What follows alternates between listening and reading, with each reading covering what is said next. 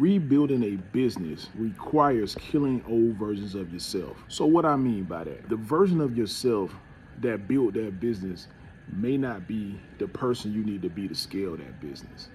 So I was able to take two companies from 0 to 6 figures and another one from 0 to 7 figures. I learned that to build my company, to take it from the 0 to the 6 figures was one of the hardest things to do. And from the 0 to the 7 figures was an even more difficult task. But what I learned was this: when your company reach a certain level, you gotta let the ego go to be able to evolve. You gotta let the titles go.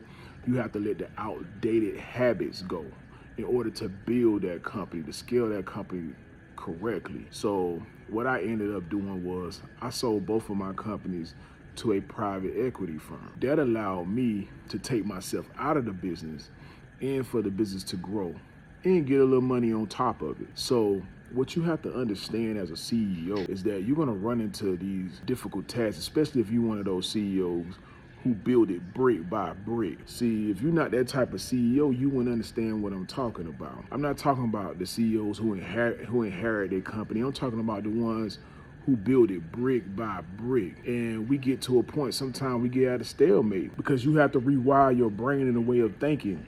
The hustling mentality that you took that business from 0 to 6 figures, from 0 to 7 figures, is not the same mentality that you need to grow it to 8, 9, 10 figures and above. So I had to let my ego go. I had to listen to people who have done it and people who had more resources than I had. And that's not being defeated. That's just being smarter, because I live by the rule that I would rather have 25% of a watermelon than 100% of a grape. Think about that for a minute. Now, I'm able to take myself out of that business and build another business because I have the tools and the mechanics that I need to build systems that's gonna really scale my business this go around. So remember that if you're rebuilding a business, you have to recreate yourself, recreate that mentality.